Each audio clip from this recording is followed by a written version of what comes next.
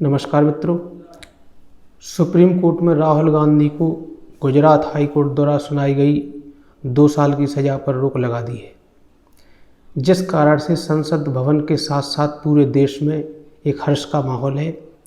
क्योंकि जब से लालू प्रसाद संसद से बाहर गए हैं तभी से संसद में एक विदूषक की जगह महसूस की जा रही थी, जिसकी पूर्ति श्रीमान राहुल गांधी जी के द्वारा की गई थी, जो कभी आंख मारकर और कभी गले लगकर भरपूर मनोरंजन दे रहे थे। लेकिन जैसे ही राहुल की सदस्यता जाने के बाद वह संसद से बाहर हुए तब से पूरे देश में एक अवसाद का माहौल था।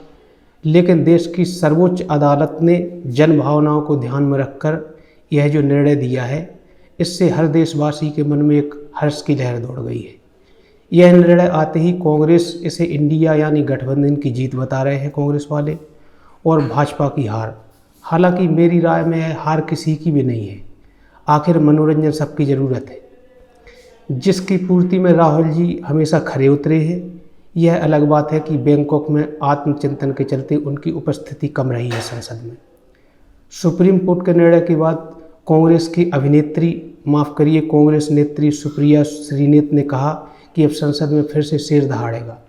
तो मुझे बड़ी हैरानी हुई कि क्या एंग्लो इंडियन की तर्ज पर कोई जानवरों की भी सीट आरक्षित की गई है संसद में, जिसका प्रतिनिधित्व राहुल जी करने वाले हैं। लेकिन गहरे सोच से पता चला है कि सुप्रिया जी के शब्दकोश में कुछ दोष हैं, शायद जिसके चलते विदूषक को शेर बोला जाता है।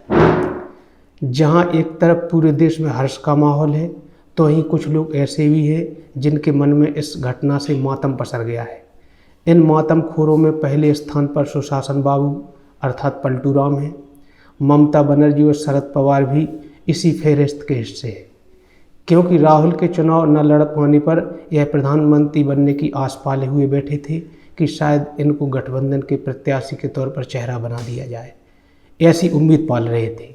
इन लोगों के मन में लड्डू फूट ही रहे थे कि सुप्रीम अदालत ने इनका आटे वाला मटका शेख चिल्ली की तर्ज पर फोड़कर इनकी दुनिया को ही नष्ट कर दिया जैसे। उधर बेचारे कट्टर ईमानदार तो वैसे ही परेशान थे सेवा बिल के चलते, लेकिन इस खबर ने मानो कुठाराघात ही कर दिया उन पर। खैर, आप सभी लोगों को जश्न मनाना चाहिए, क्योंकि जल्द ही संसद में नए लाफ्टर शो के साथ आ रहे हैं राहुल गांधी। हालांकि अब INDA के भी समीकरणों में बदलाव आने वाला है। अब इसका स्वरूप क्या होगा, यह आने वाले वक्त के साथ ही उजागर होगा जल्दी ही।